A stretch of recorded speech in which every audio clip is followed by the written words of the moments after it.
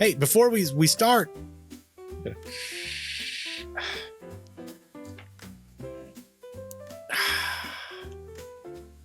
Oh, and guess what? Guess what? Unnamed company, because I took the label off, because you're not paying us. That's right. Nick showed what the label looks like. Without the name on it. Without the name on it. But yeah, I don't know. But hey, I guess I've always wanted to drink a Slimer, I guess. An ectoplasm. See what an ectoplasm tastes like. I don't know. You know, you're not making faces like if you're listening to the radio only version of this, he's not making faces that tells me he's liking this drink. Yeah, he's a little off. But anyway, welcome to the Doggone Show.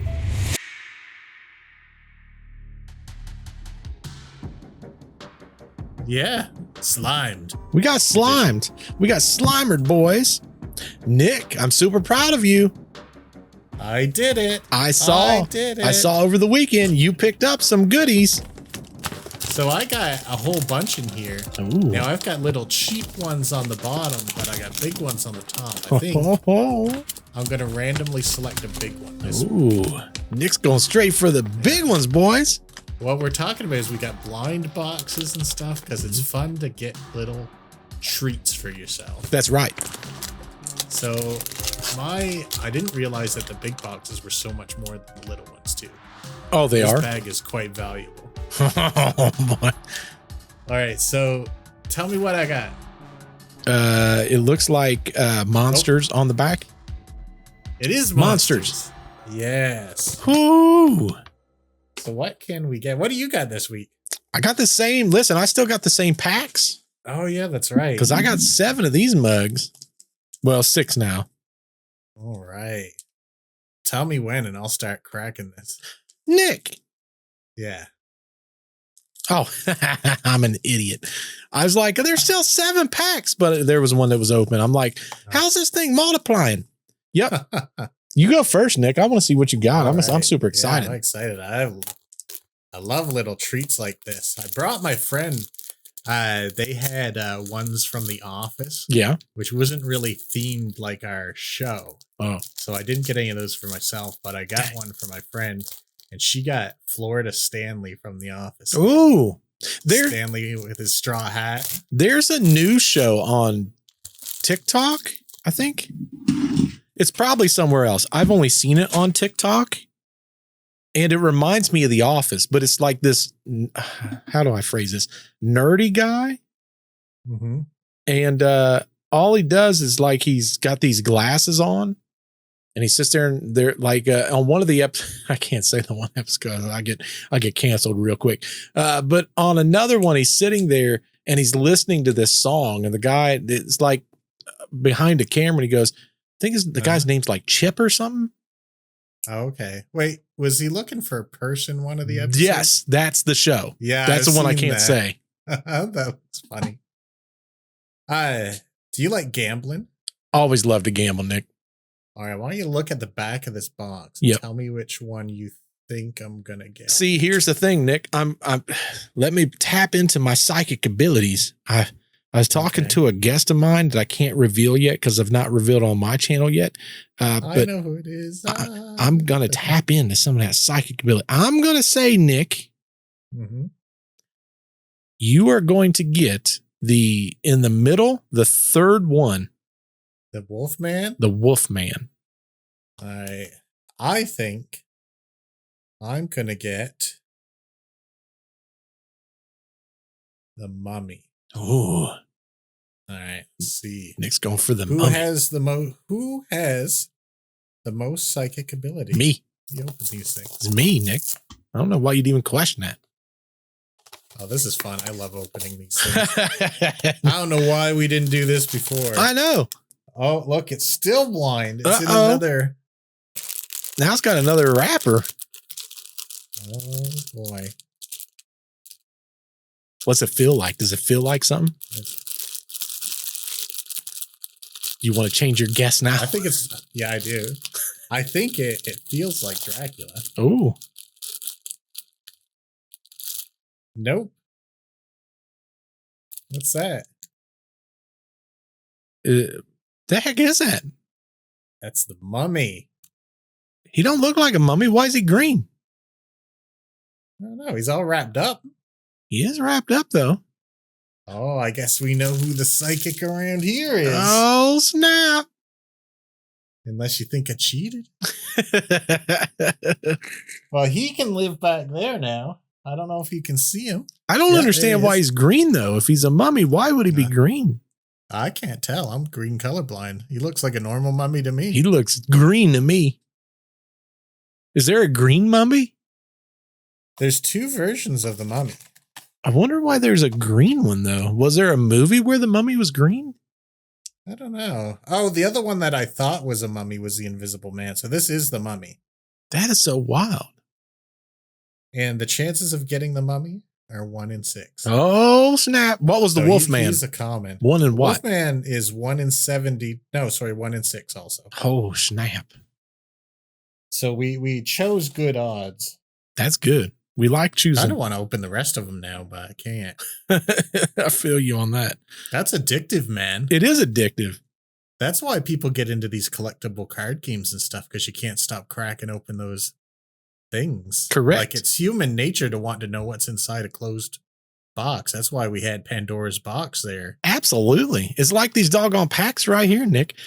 I know. There's so many of them. And it's like we crack one, but it's like maybe we cracked the wrong one. Maybe they all came in the same pack, really. So you should open them all. Spend an entire podcast, especially for our audio listeners. Like, I have no clue what he's talking about. It's just ASMR, and they're going to hear crinkling noises and stuff. Crinkle noises. See how relaxing that is? It's so relaxing. Do you ever listen to ASMR? No, but Jess does. Jess loves ASMR. Oh, really? Do you know who her favorite artists are? She listens to these people that does this stuff with hair. Okay, I'm not listening to that. No. All right, Nick, 1 through 6. Okay. I tricked you with math last time, but I can't do it this time. That's right. Third from the left. Third, well, is this inverted? Is my video inverted? This is the left side. Is it inverted or no? Yeah. Well, no, it's not. No, it's not. Okay. So you just choose the third from that side. 2, 3. Here we go. Yeah. I can't ever remember if my camera's inverted or not. We used to have letters and I knew. Now I have no clue because there's no letters. I think you uninverted yours so we could sort of like be facing each other. Oh, I think you're right. I think you're right, Nick.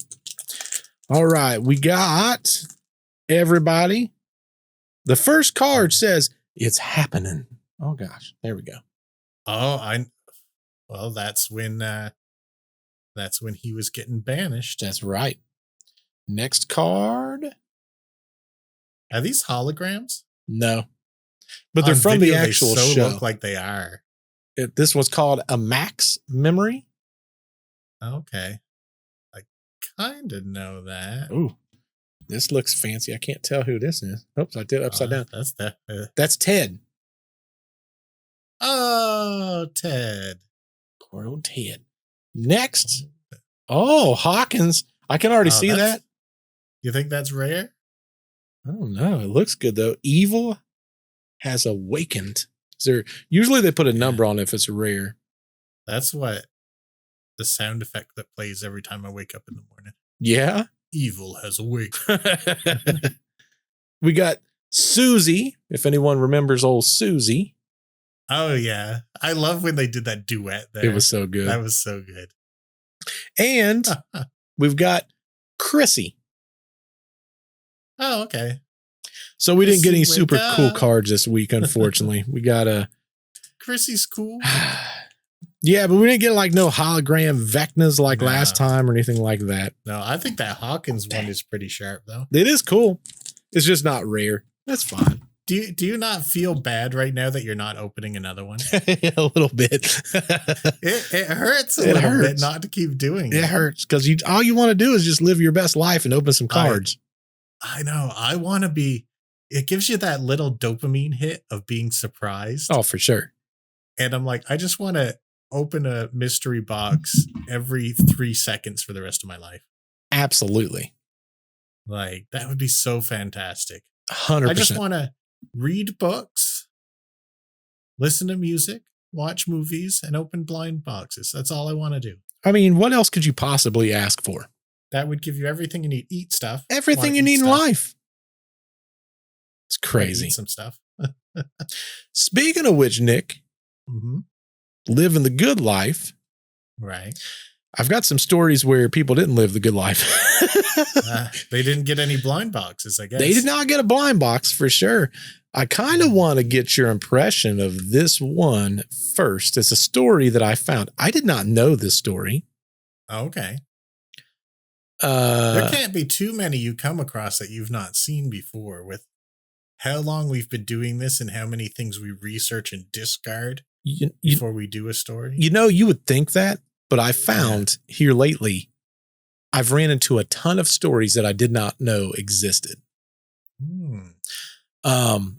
But this first story, and I'm gonna try to keep as close to accurate as I can, but this one is 10 days after September 11th of 2001.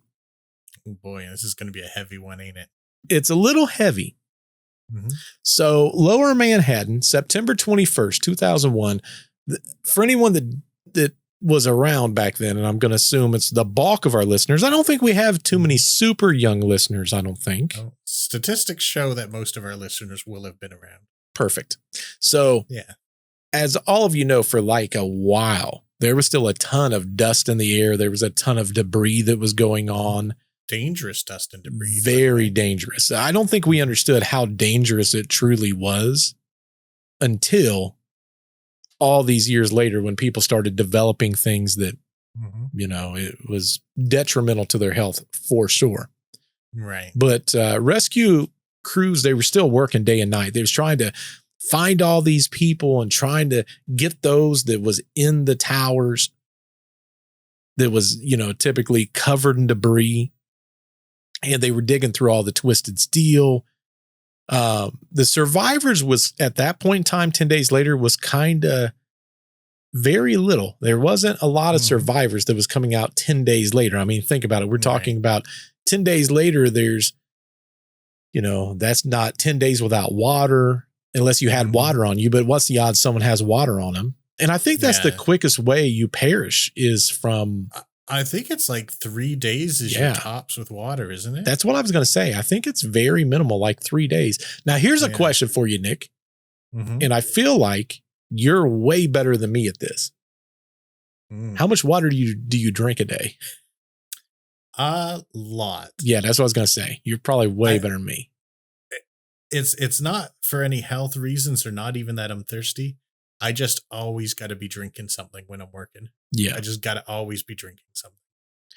For me, Nick, it's caffeinated. It always has to be caffeinated to stay awake.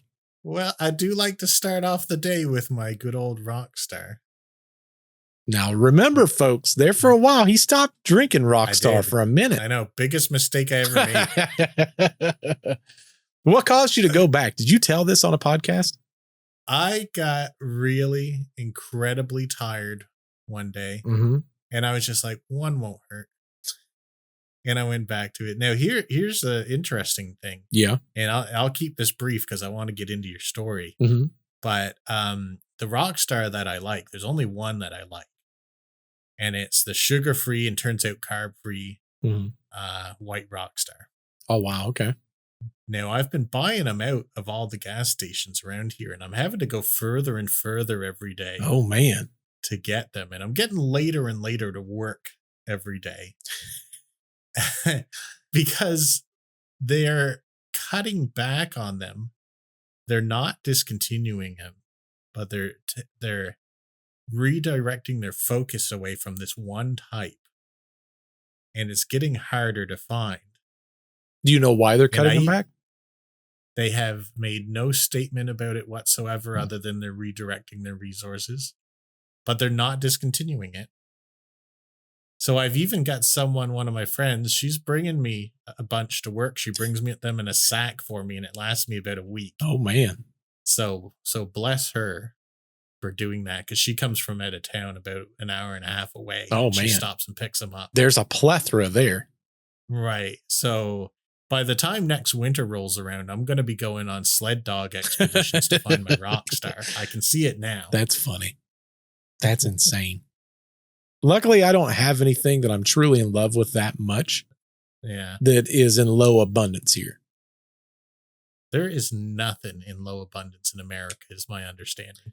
You'd be surprised. You guys got it all. You'd be surprised. Listen, we thought the same thing about Surge, and look at what they did to us on that, Nick. That sent us down that spiral. Was a purposeful attack of disrespect. It really was, in my opinion. Mm-hmm. Who do we determine's fault was that? Was that Coca-Cola? Probably. I feel like it was Coca-Cola. You thieves. You stole. You rat bugger. Rat buggers. Well, anyway, so sorry we dipped off, but there was a man named Aaron Keller. Mm-hmm. And Aaron was a retired firefighter, and he lived just 5 blocks away from Ground Zero. Mm-hmm. And one night, he received a voicemail on his home phone. Now, it was a landline. When he picked up the phone, or when he picked it up and he listened to the message, all he heard was static. And then through the noise, he heard a woman's voice that was barely above a whisper, and it said, "It's not over." So he thought it was weird. He just let it go. I think that's weird. Yeah, for sure. And he's trying to figure out who it was. Now, the call, I mean, it was eerie just on its own, but Aaron checked the caller ID, and it absolutely shook him to his core.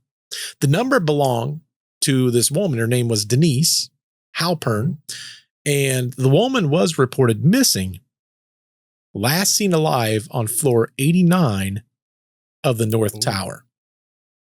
Well, my expectation there, if I was him, was like, that can't be. Which would make sense, right? That's high up. That can't be. Well, and what Aaron knew was that it was her phone. It was more than likely it was her. Right. And it should have been buried beneath tons of steel and ash. I mean, we're talking about floor 89.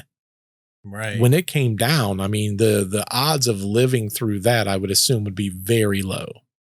I simply don't think it happened on any of the floors, really. If you weren't out long before, you weren't correct, out, sadly. Correct. So Aaron, with all this, he just thought it was a sick prank. Or maybe it was like an error by the phone company, or he didn't exactly know what it was, but he kind of ignored the phone call. But the weird thing is, the calls continued. So over the next 2 weeks, Aaron got a total of 17 voicemails. Each one was disturbing beyond and above and beyond the last one that he received. So they kept getting more and more, what's the word I'm looking for? Like involved. Okay. So a lot of times what he would hear would be unintelligible sobs, people crying. They would hear muttered names, strings of number, and cryptic phrases like "the glass is cracking" or "they see us." Oh, wow. And almost all the voices were females, and they were whispering and pleading. Some seemed disoriented. Others just sounded panicked. Was this all from the same number or a bunch of different numbers? Well, that's the thing.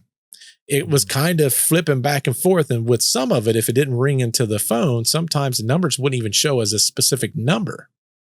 Wow.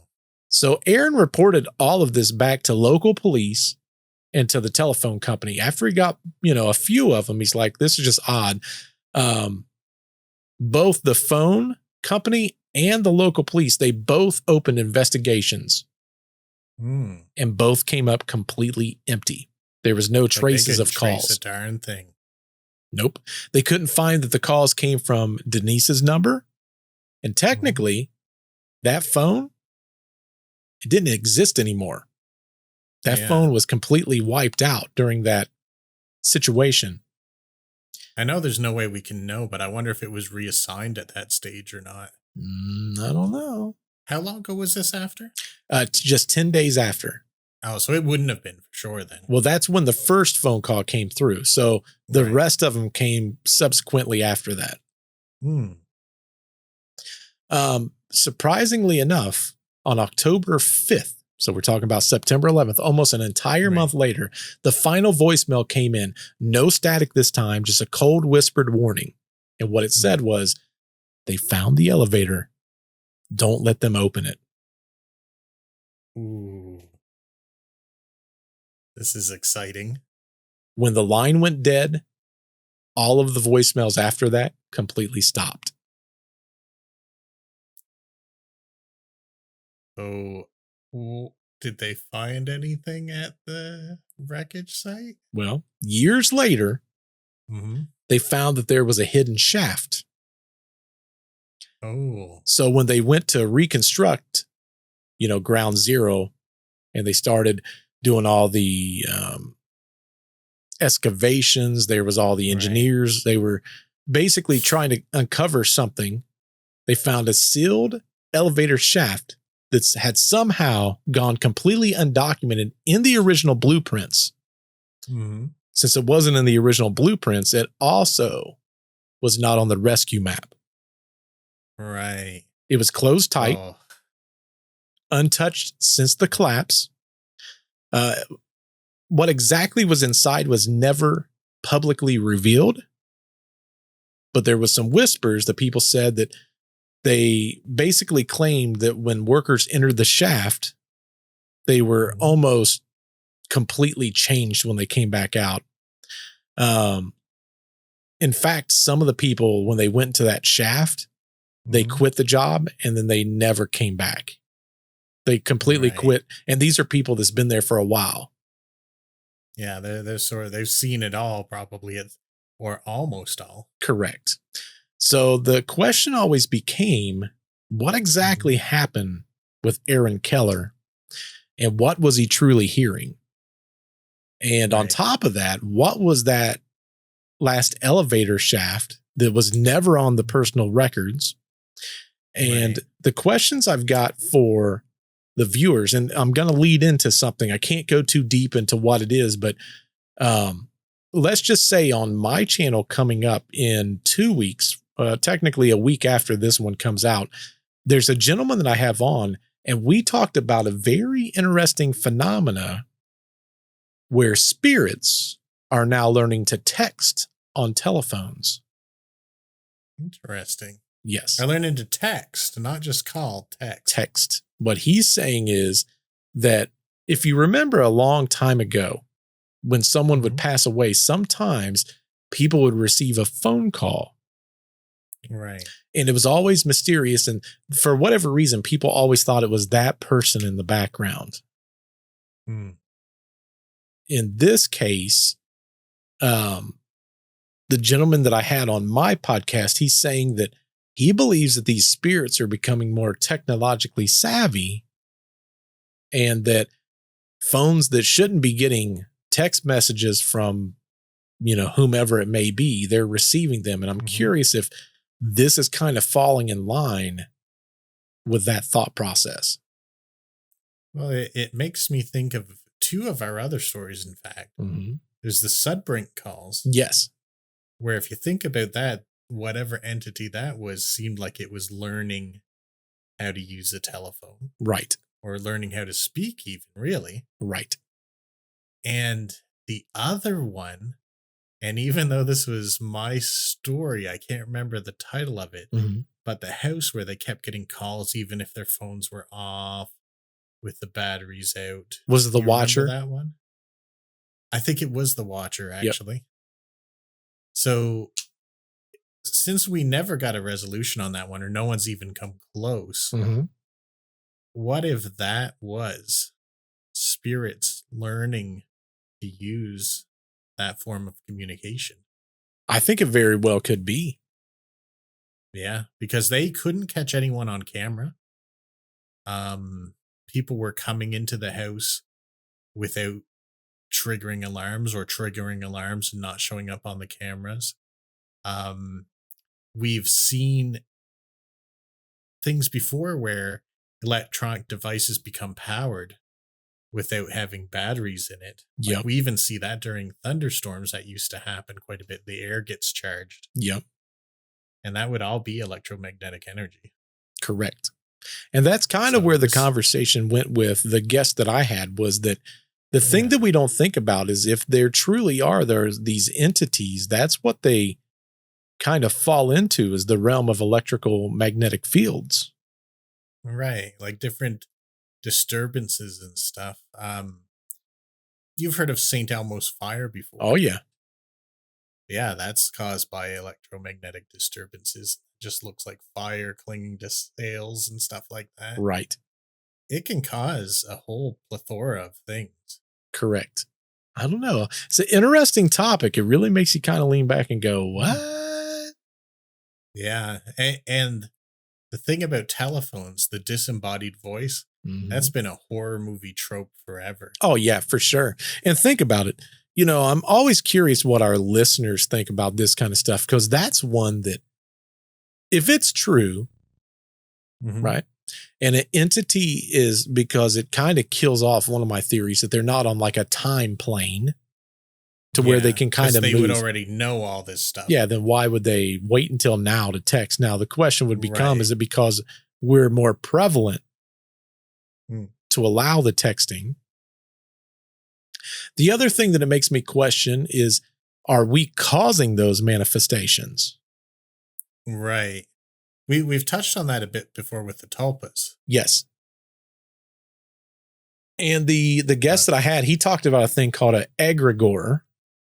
Yeah, which I hadn't heard. Yeah. Until I looked it up after you told me, and that's a fascinating new topic. Yes. I don't know. It kind of makes me lean back and go, maybe what we think is truly in those dimensional planes, the things that we deal with day in, day out, like how much of it's so far off from what we think we know. Right.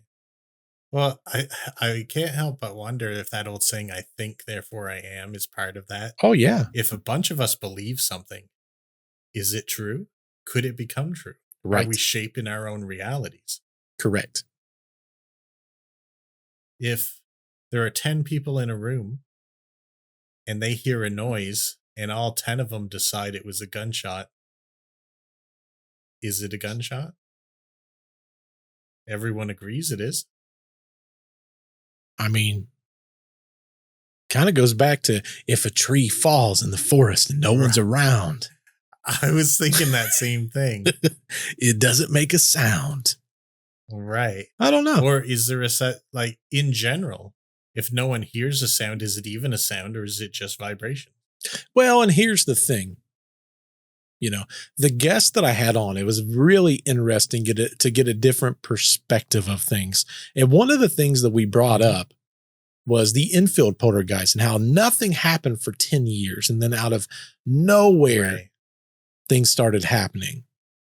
And it's super amazing to me that it seems like whenever things are happening, there's some type of chaotic event that's occurring almost in connection. So you've got September 11th, 10 days later. Right. I mean, this gentleman would have still been dealing with, you know, how many different things going through his mind. Who's to say that he didn't manifest these things?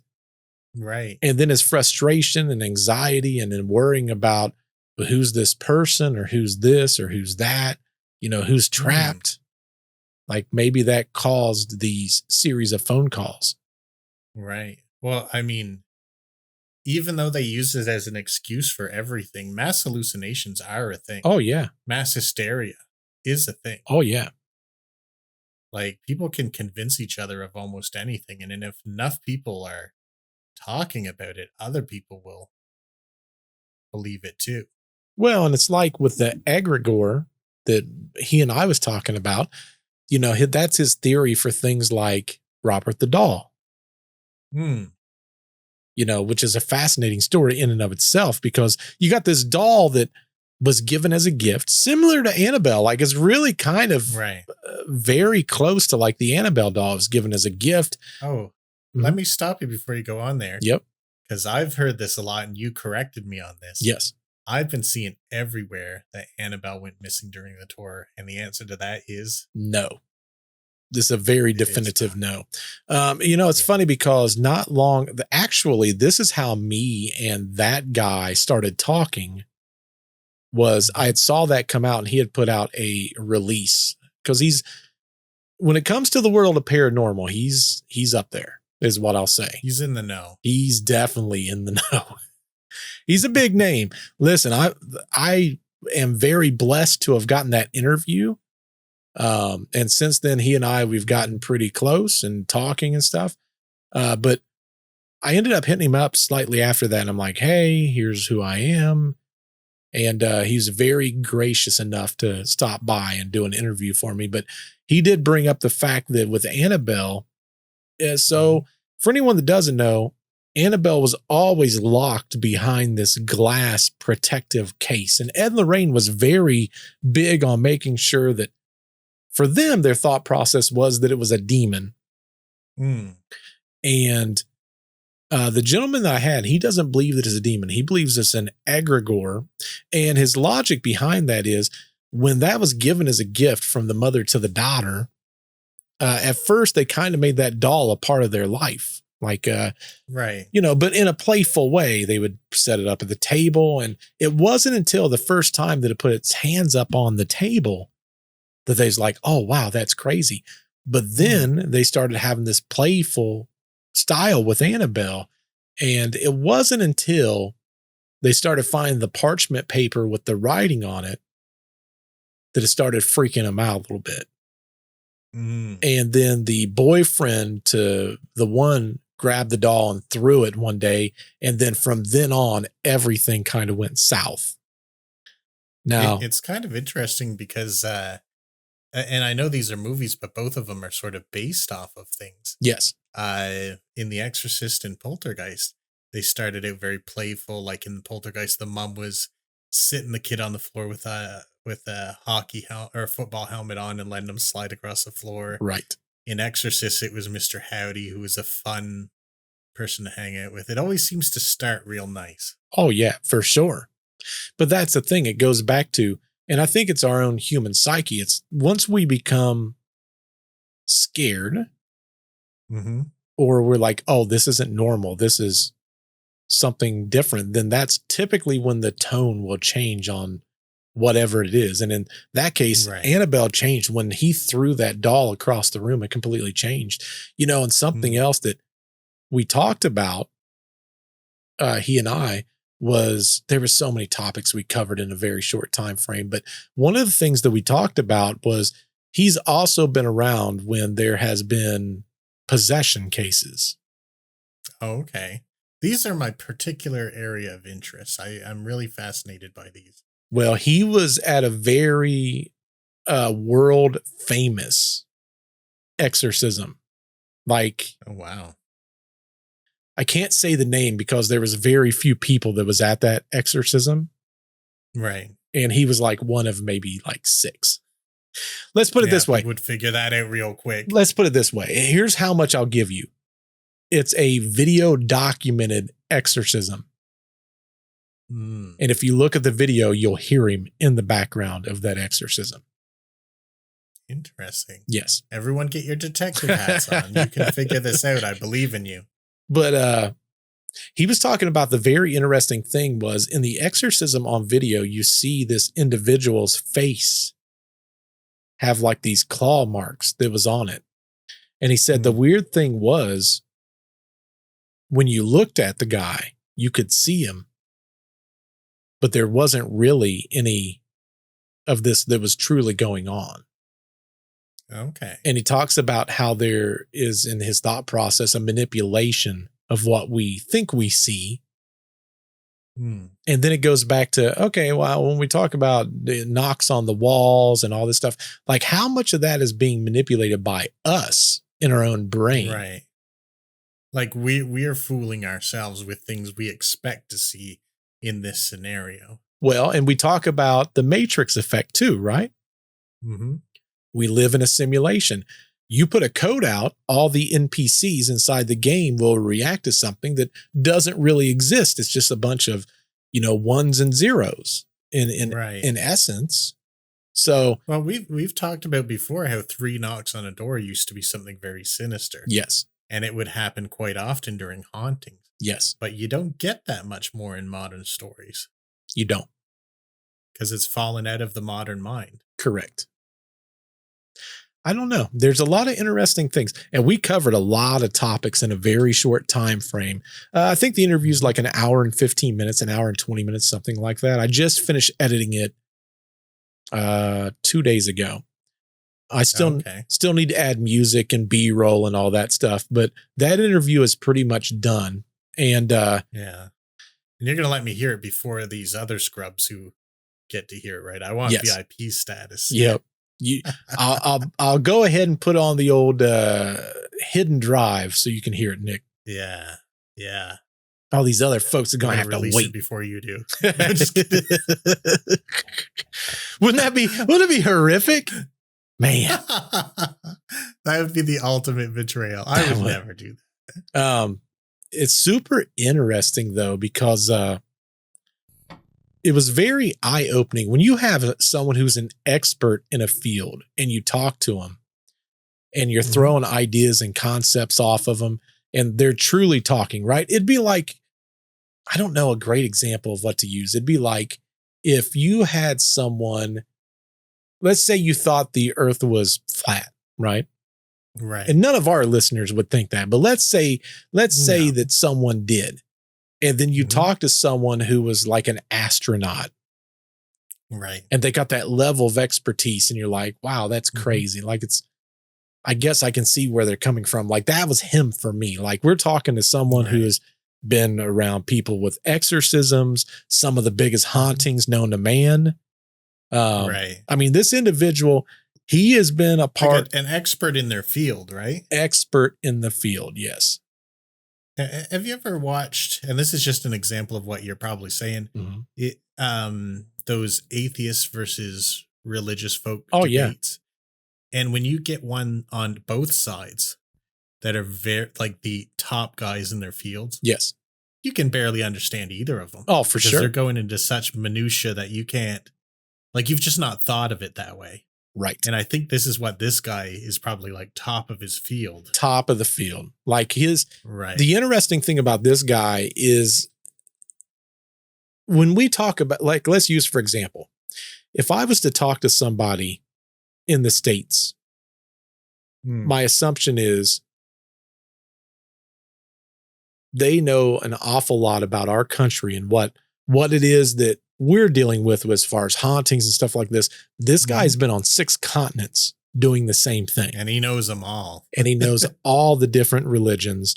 He knows how to handle things that, like, when it comes to a YouTube video, or it's funny because when I listen to like YouTube hauntings now, after talking to this guy, and I've watched a few, and when we talk about, well, there's this thing that happens and that thing that happens, now I kind of look at it and go, well, that's way off. Like that's not even remotely close to what he was talking about because of this, this, and this.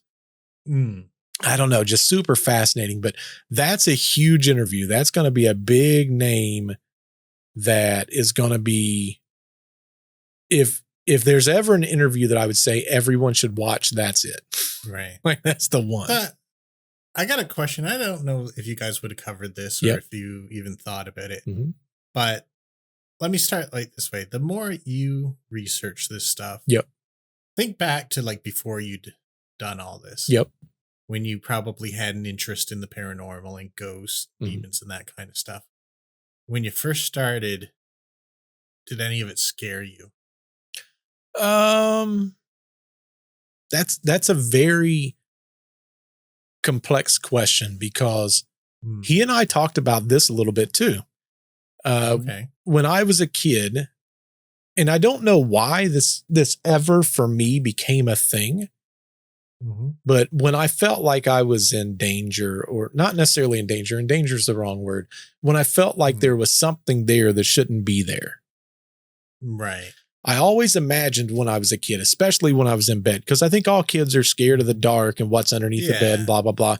Well, when you've had a paranormal experience as a young kid, I feel like that can be heightened. Right. And for whatever reason, whenever I'd lay in bed, I always imagined that there was this force field around me. And it went from my head. I think all kids must do this. I don't know. I didn't know that I was the only one that I just assumed it was a weird thing that I did. Right.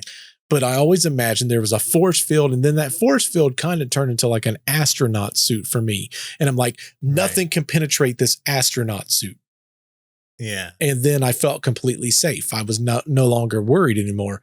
And as I got older, my mom made this. It was a really cool. It was like a tent that went over my bed. Oh, okay. And it had like curtains. I think it's like a canopy. Yes, that's what I was getting ready to say. Like, remember in Scrooge when we did the yeah, I had that picture where it was the really tall things and it had the curtains on all sides. That reminded me of my bed when I was a kid. Okay. But she made that for me, and I thought it was like the coolest thing ever. But eventually, I imagined that force field stretched all the way out to those canopy and to those curtains. Right. And I was never really scared after that. Right. But in a way you were, but not inside your special place. Yes. But like what was outside of it scared you still, I assume. For sure. Yeah. And I'm also assuming that the more you research this, the more you learn about this, the less that stuff scares you. Well, here's the interesting thing. And I think I'm going to do this when we go on our trip. I was actually looking for it last week and I found it. For anyone that doesn't know, I used to be a gaming streamer back in the day. And I did a lot. I loved doing it. And I used to play very scary games. And one of the devices I bought was a heart rate monitor. I remember when this came to be. So as the games would become more scary, people could watch my heart rate in real time. Now, what I always find is whenever I watch these paranormal channels, no one ever has a heart rate monitor on. And then I started thinking, why would that be? And honestly, I believe the answer to that is they make a lot of this stuff up. It's not real. I would say that's probably true, but also my opinion is the more you're exposed to it, the less it scares you anyway. So yeah, where I was sort of going is I bet this guy like is just cool as a cucumber at this stage. He told a story. And I'm trying to think of how much of the story I can divulge without not giving away who he is. Let's put it this way. He had a very famous paranormal case that occurred. Right. He was 16 years old. And his job was to sit inside this room that he knows is a very active haunting. Very active. We're talking like things being thrown against the wall, things being levitated, like things we've never seen. Right.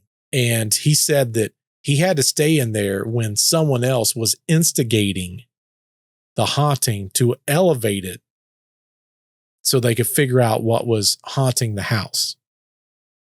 Oh, that's an interesting thing and to go through. He said that once he went through that experience, he was no longer scared of anything. Yeah. In fact, I think it's an issue of exposure, really. 100%. And that's what he said. And he said something that was very, it stuck with me. Is one of the many things that stuck with me. But he had mentioned that we oftentimes are scared of things that we don't know. He said, but the thing that we have to remember is we shouldn't be scared of the things that we don't know. We should just embrace that we don't know what it is. So instead of letting fear run everything, because like he said, in which, I never thought about this. It wasn't until I was talking to him that I really pieced this together. But do you know what increases EMF levels? Fear? Fear. See, I didn't know that. Yeah, because our heart has a certain amount of electricity that runs through it. That's why we're alive. It's an electrical source.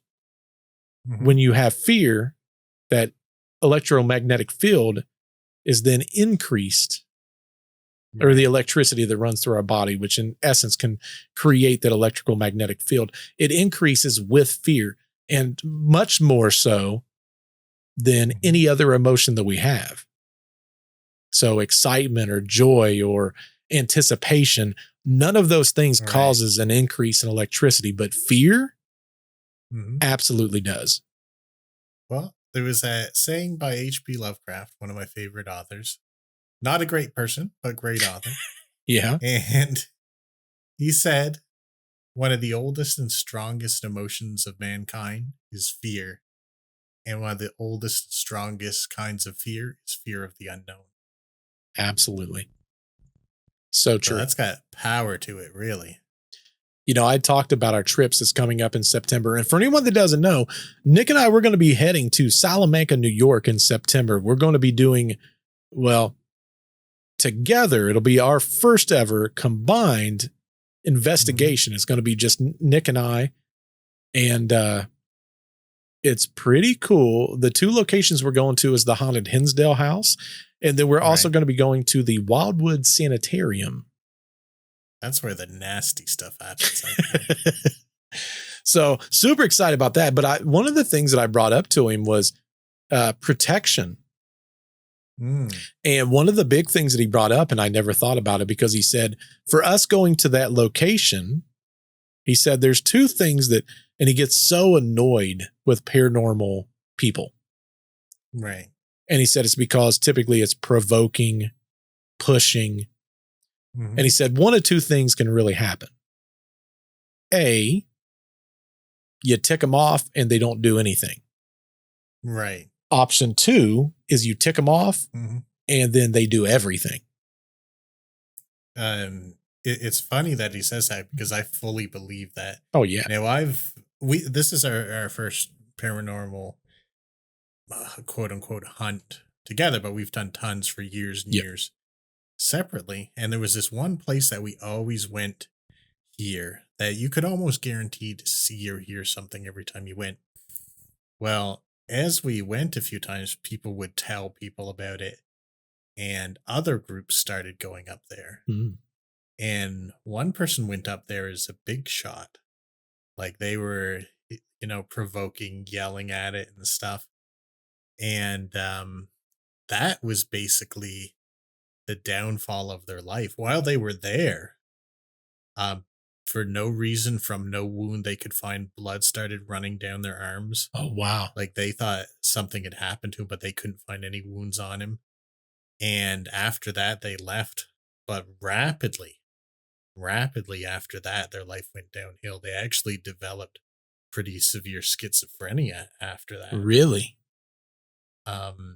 And it was interesting because, well, not interesting. Like I knew this person since they were a tiny kid. Yep. I took them to their first day of school, in fact, because you always have like one of the bigger kids take a younger kid from the neighborhood to school and look after him. So I remember when he was just a little pipsqueak like that.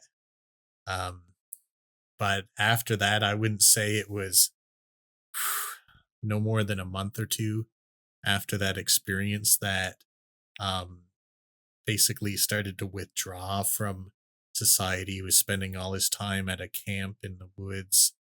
Him and his girlfriend broke up.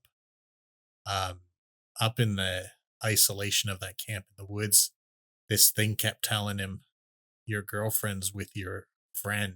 Oh, wow. At this restaurant. And he hopped in his truck and he went to that restaurant, and they were there, and he smashed all the windows out of the guy's car. Oh, wow. And he ended up in the psych ward. Like this is just after. It's like steep slope downwards. So I, half serious, half not, always attributed it to that day or that night. I mean, I don't know how you couldn't. Right. And there's one thing that because everyone talks about this, and one thing I always brought up to people when they talked about it is like, yeah, he was hearing voices that weren't real, but how did those voices have true information? That's absolutely. He was in a cabin in the woods. How did he know that his girlfriend and his friend were at this restaurant at that particular time? Well, and that's the thing. There's two parts of that story that I look at and I go, That's kind of wild. You know, Hmm. here's what I can't figure out. Right.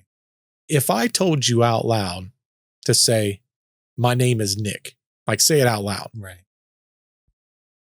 Like you actually want me to? Yeah, say it out loud. Okay. My name is Nick.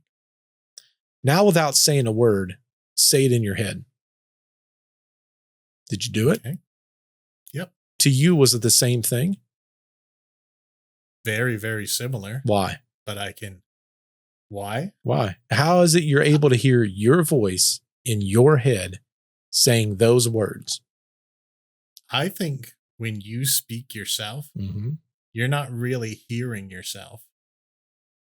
You're hearing your inner monologue. That's for sure. I don't disagree. But why?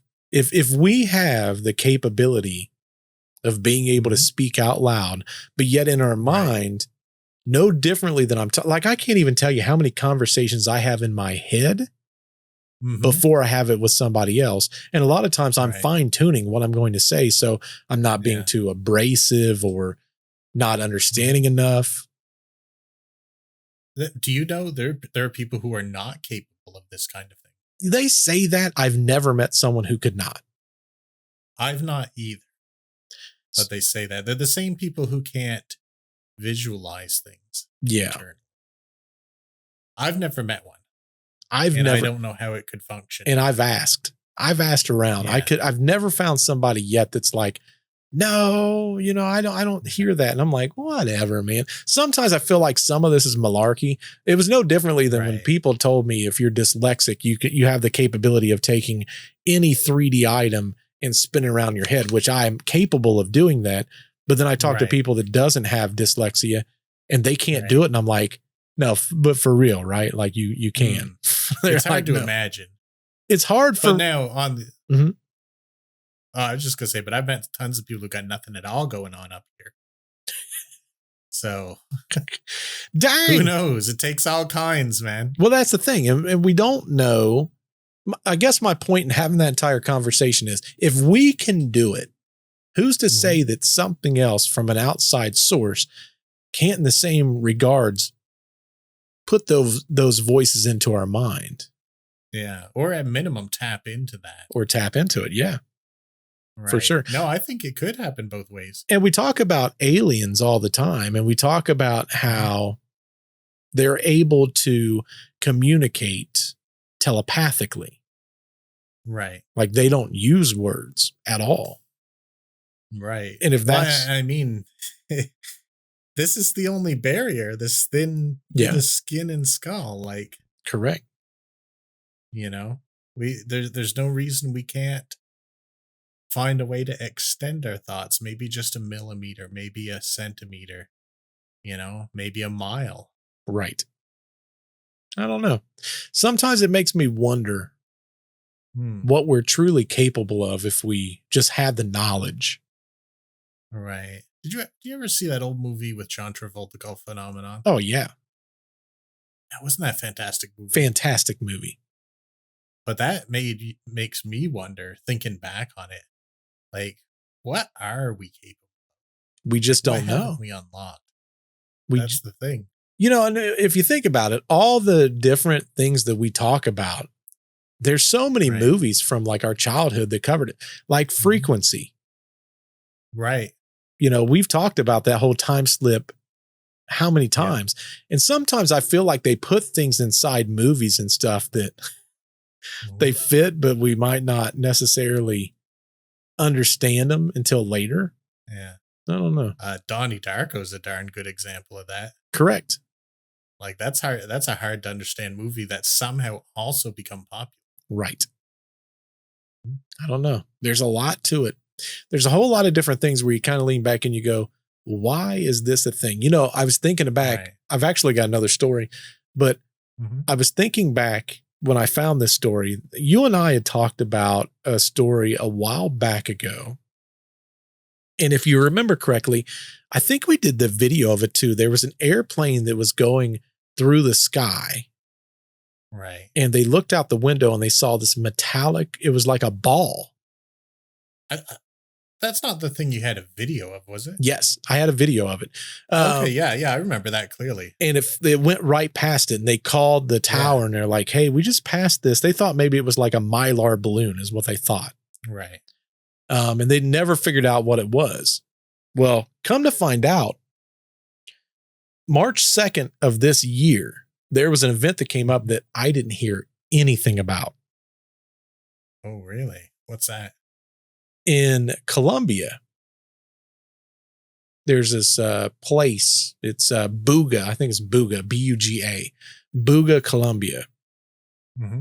There was this guy. He was outside and he was filming. I think he's on his cell phone. He's filming. And up in the sky, he saw this small metallic sapphire. Okay. And it was just hovering silently, no noise. Like it definitely wasn't a drone. It wasn't any of that stuff. And there's video footage online. I don't have it with me because everything I found was someone else's copy of the video. If I find it, I'm going to add it. But he knew it wasn't a drone. He knew it wasn't a balloon. And it was very odd. But he could tell it was metallic because it was glinting. Mm-hmm. The sun was glinting off of it.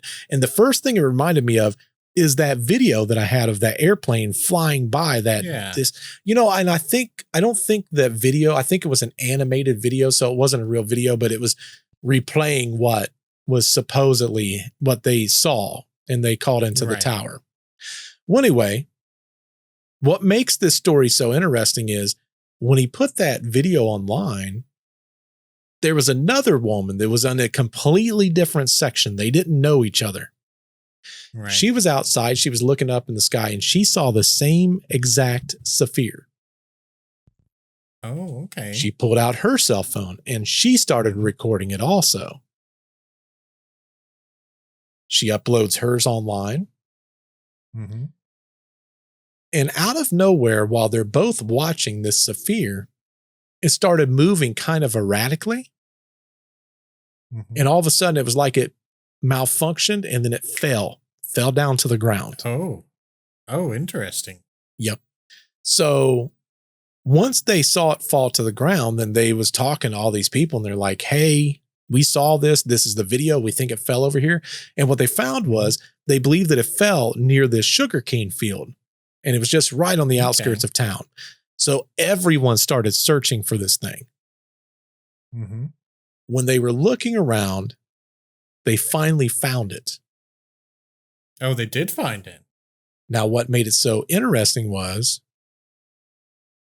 it was cold to the touch. Mm-hmm.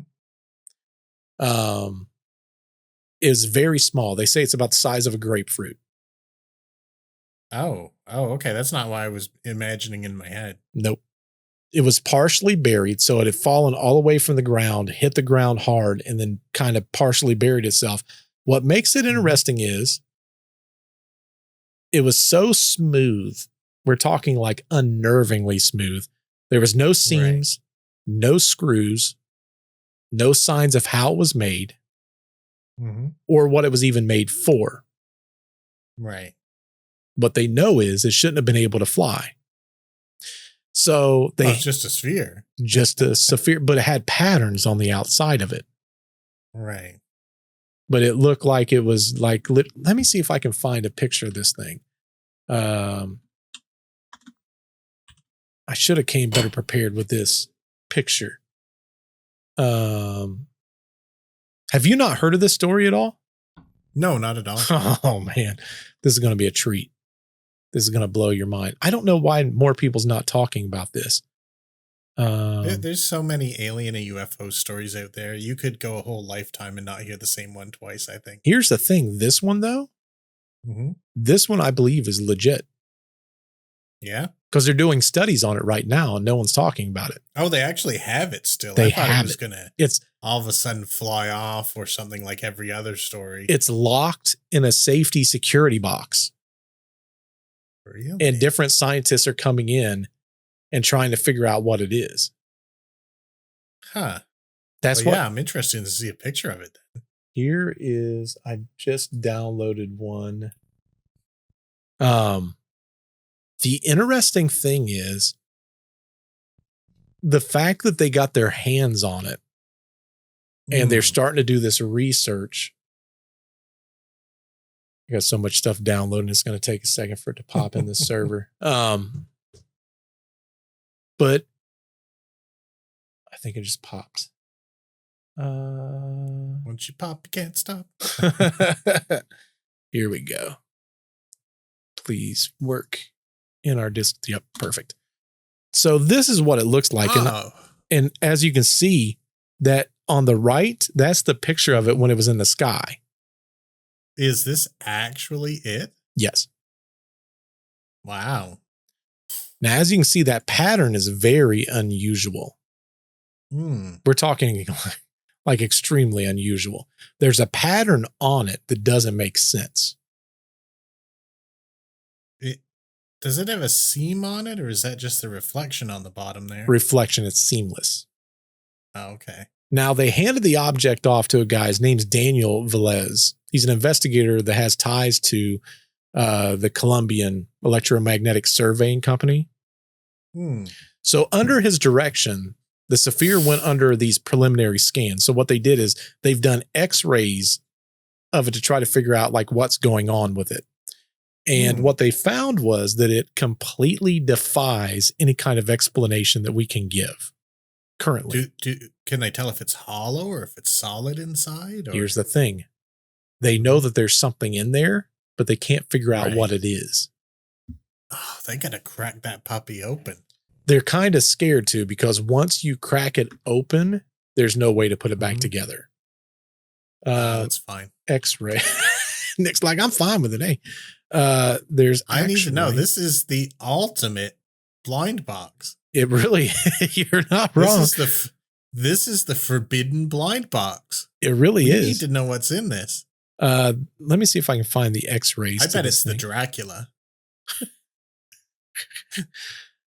1 in 72 chances it might have a little Dracula in it. What I can't figure out is why is no one talking about this? Right. Like, that's what blows my mind. It doesn't make sense why they're not talking about it. Well, yeah, I would like to have heard about this, but I mean, I'm glad we saved it to the show. Right. Yeah. I definitely didn't want to give anything up. I assume maybe you might have heard about it, but I'm like, man, if Nick would have heard about this, I think he would have said something already. I for sure would have. Like, here's the thing. I don't watch the news. Yeah. Because it's not good. Yep. It's not interesting, and it's not telling me the things that I want to know about, which I want to know about alien orbs. Right. But all it wants to tell me about is people shooting things at people. I don't want to know that. Correct. I want to know aliens, monsters, ghosts, demons, and strange places. There's not a whole lot that Nick's really asking for. Just those few things, if you think about it. Yeah, it's like 5 things. That's easy. This is the X-ray of what's inside. Oh, yeah, this should be fascinating. Oh, hold on, I gotta see. Reminds me of a brain. Kind of. Now, here's with all the little neurons firing. Here's what's super crazy. Now, if you look at the outside of that Saphir again, it almost looks like there's like hieroglyphics or like symbols on it. Like runes is what I immediately thought. Yes. And there's like that little thing on the very top, and it's got all these little squigglies that come off of it. Yeah. So they ran this through AI to see if it could decipher any of this. Right. And they found that it had very unusual characteristics, including the inscription of symbols that was etched on the surface. Those markings has basically been a point of focus with this AI technology. And what they found was that it very much, this is going to blow your mind. I really want to look at your face. So I'm making sure that I've got you in my screen here. They found that it matches very closely to various ancient writing systems, including Ruan, Ogham, and Mesopotamian scripts. So the second one was OGHAM? OGHAM, yep. Yeah. Yeah, that's what I thought when I first saw that, Yes. because that was like the Nordic runes and stuff like that. Yes. And then Mesopotamian, there's so many creation myths that have to do with beings from the stars and that whole kind of thing. Correct. Like, that's wild. What, like, they could have taught him the writing system that they used. 100%. That's amazing. I need to know more about this. We need to crack it open. Nick wants to go straight to cracking it open, man. Yeah, we got to see what's in there. It could be a little creature. Now, here's what's going to be like. I feel like I'm giving you bits and pieces, but like this next Right. part. So when they handed off, Breadcrumb trail. well, here's the thing. At its core, there's a strange, which I showed you the x-ray of it.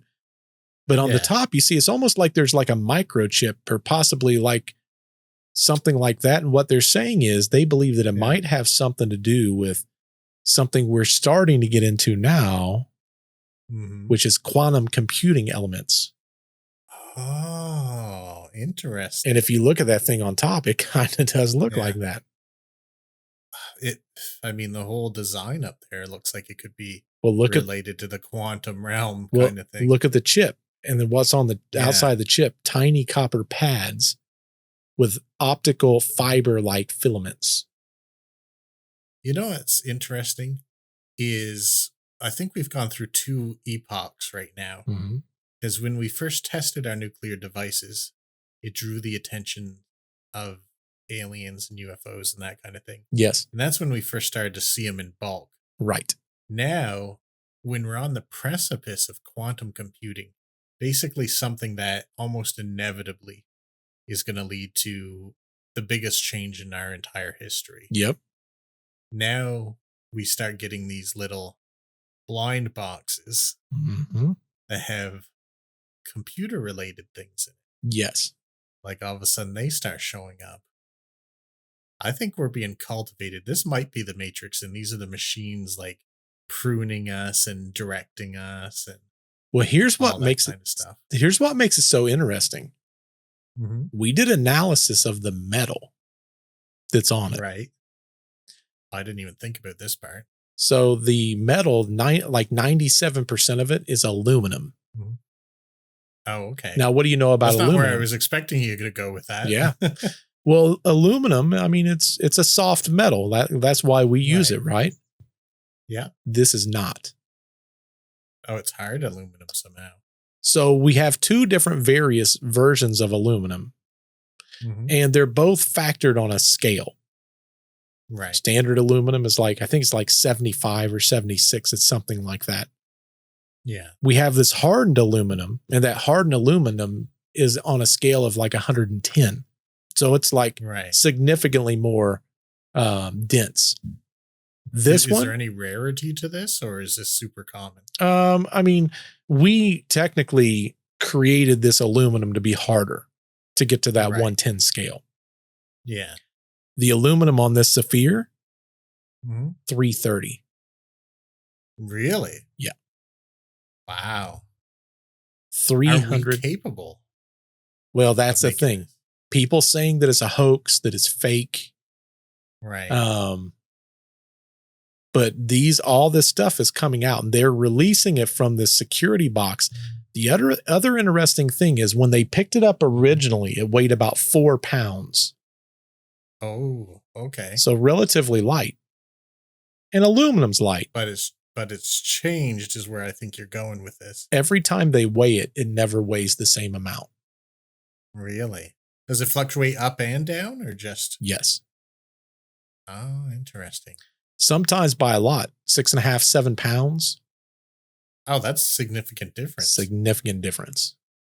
Wow. And- does its size change or just its mass? Just the mass. Man, that's weird. It's very weird.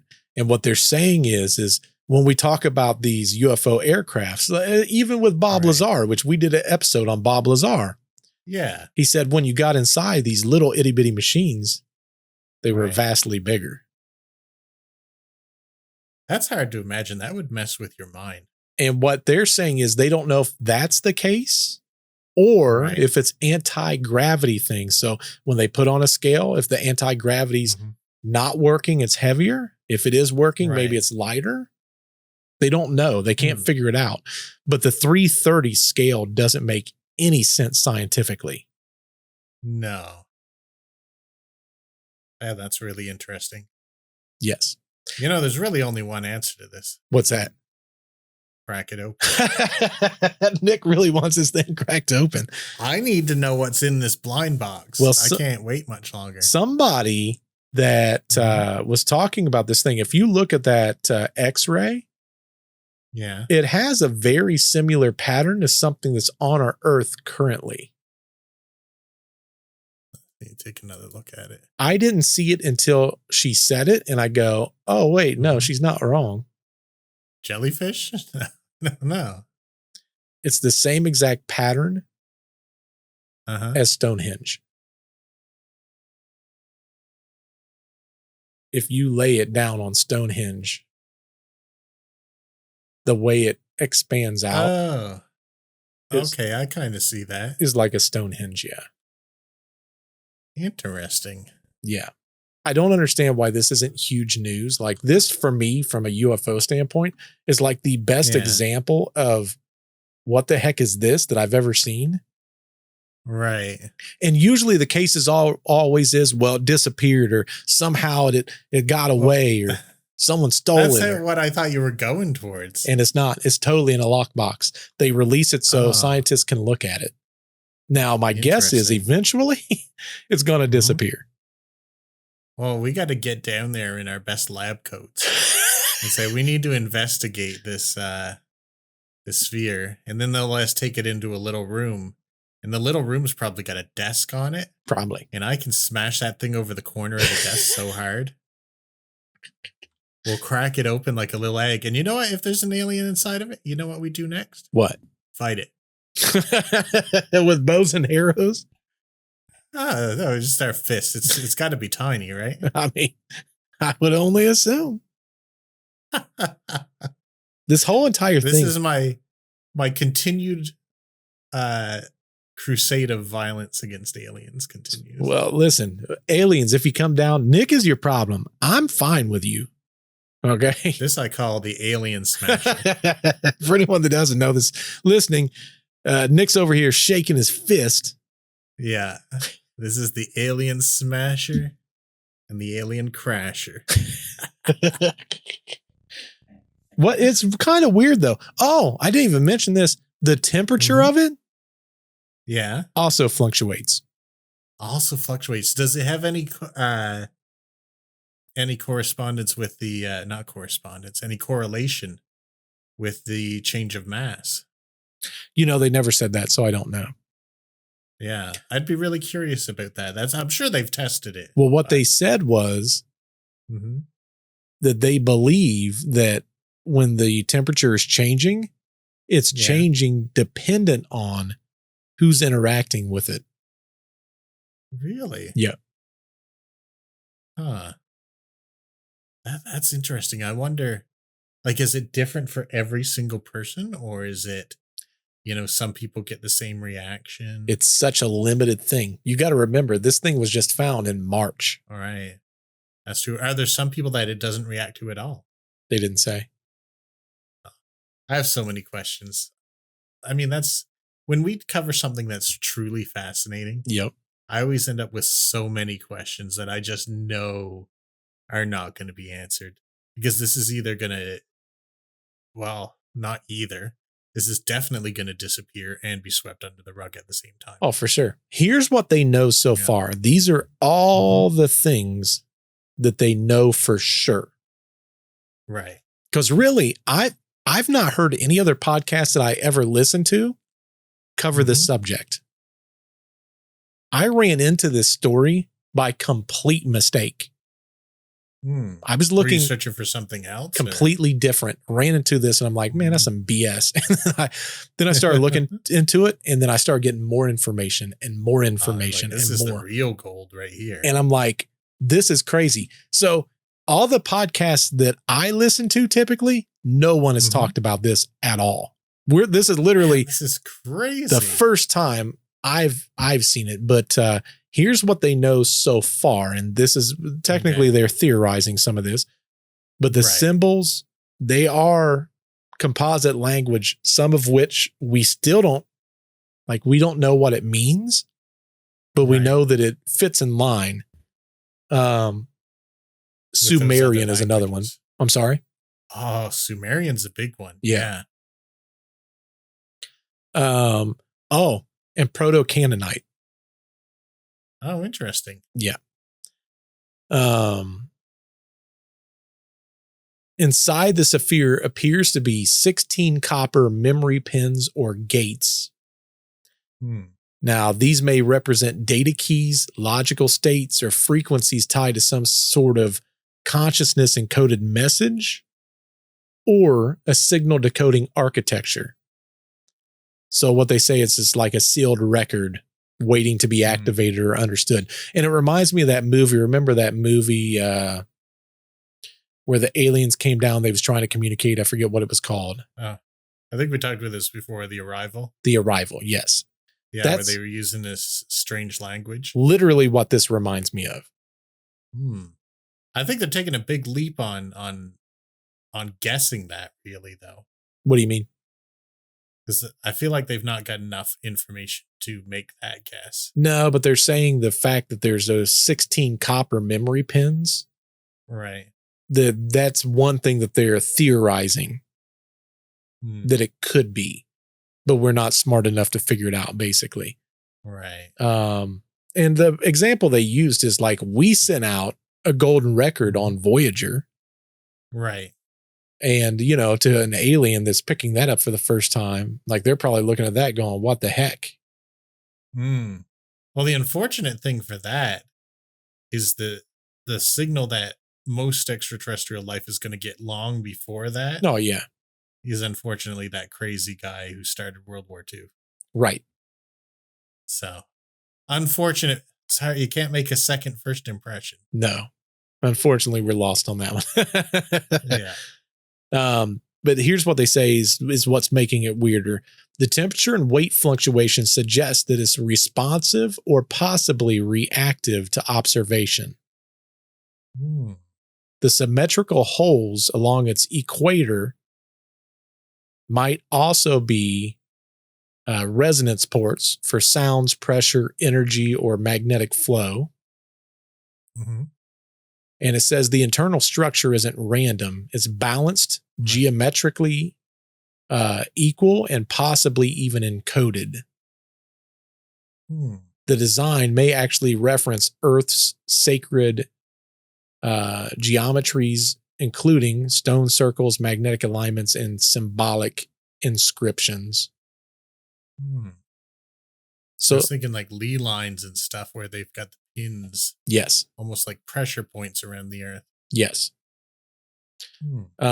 This person's hypothesizing that it's a non-human intelligence artifact, possibly from a returning civilization, possibly not extraterrestrial or ultra-dimensional, native to Earth, but no longer physically present. So what they're saying is the reason that these languages are there is these are languages, and you had an episode on this where maybe our civilizations was lost due to a catastrophic event. I had a very interesting conversation about this the other day. More and more people are picking up on the ancient civilization thing. Yep. And we had talked about the more advanced you are, the less of a trace you leave. Correct. I don't know if you knew this about like thumb drives and hard drives and stuff. Like a thumb drive, people think those last forever. No. If you don't plug them in every year, they'll die. Yep. Like all of our data, paper is nothing. Paper will be gone before the last person's ever gone. Right. All our electronic media will be gone. We'll have no written history because we don't do anything on clay tablets or stone anymore. Right. Once we get our energy situations under control, we're not really going to leave much of anything. Little bits of plastic here and there. Right. So, but when you think about it, we always wonder, how was the pyramids made? Right. How was this made? How did we do this or that? Mhm. Well, here's a Saphir with our old languages etched on it Right. that has aluminum that we can't technically create today, Hmm. that's on a scale that we can't even comprehend, that has what looks like almost like a supercomputer chip on the outside with these copper leads, Right. and we don't understand what it is. It's fluctuating in weight. And I think the weight thing is literally, I think it is probably like anti-gravity technology. Yeah. With like how it got here Yes. kind of thing. It's propulsion or I wouldn't be whatever surprised systems. because if you look at that thing, I mean, it's the size of a grapefruit. If that's up in space and it's been sitting up in space for the last 100,000 years, Yeah. we'd never know. Maybe they just, well, especially with all the space junk we've got up there now, Yeah, you know, maybe this was programmed to stay in orbit correct. until the day that it detects that we're on the verge of quantum computing. Correct. It could be an alien AI brain Could that be. needs to be plugged into our computers. And then the question becomes, what does that open up? Next evolution is what I assume. But it could be an attack. You know, it could disable us. Correct. The third body problem series that I always talk about by Six and Liu. Mm-hmm. The first thing they did is send a little robot, or no, I don't know if robots is the right term. They sent little AIs to our planet that disrupted the laws of physics Oh, wow. so that we couldn't make any scientific progress.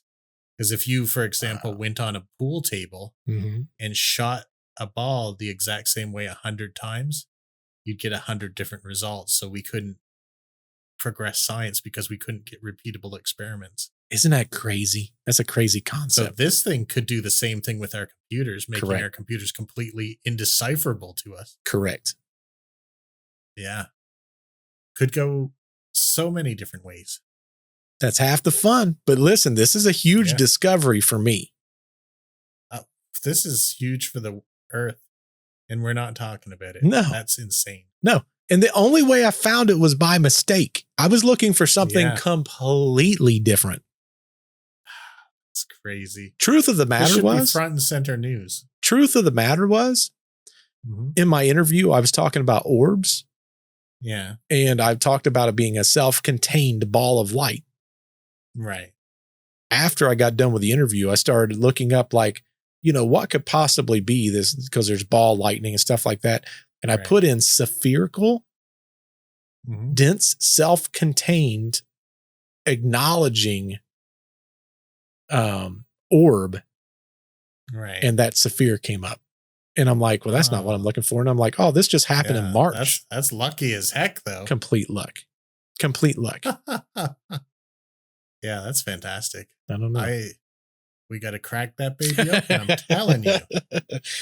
Well, what says y'all at home? Are you agreeing with Nick? Are we supposed to crack this thing open, see what's happening, see what's on the inside, see if there's some little, remember that little alien in Men in Black? He's like a little that's what I dinky was alien. kind of thinking. Maybe that's what He'll it be is. in there and he'll be like, what was that thing he kept saying? I can't remember. The weapon is on Orion's belt. Yeah, I think that was what it was. I don't know. What says you at home? Do you think that this is a thing? What? The universe is on Orion's belt. Oh, I think that is what it was. Yeah. I don't think I did the voice good, but that was my alien voice. That was a good alien voice, in my opinion, Nick. Don't knock it. Yeah. I'll use it when we say goodbye. Well, wherever you're listening to our podcast, please be sure to give it a thumbs up, because let's be honest, we deserve it on this one. You didn't hear about this bogus spear. You didn't hear about it from none of the other podcasts. A self-proclaimed smash hit episode. This is breaking news. Listen, in our old system, we wouldn't have talked about this for like 2 years, but this new system, we're able to talk about new and upcoming events. Yeah. This is big. I love it. Well, hopefully y'all enjoyed the podcast. Wherever you're listening, give it a thumbs up. Also, make sure you hit that subscribe button. And in the comments down below, tell me what you think this Saphir is. I'm going to be honest with you. I have no clue. This is one of the few things where I'm like, I don't know. At first, I was like, this is definitely alien. But now I'm like, man, this might be Nick's episode where we talked about advanced civilizations before us that got destroyed. And this is from whatever that is. But until we see you in the next podcast, goodbye. Goodbye, Earthlings. Oh my gosh.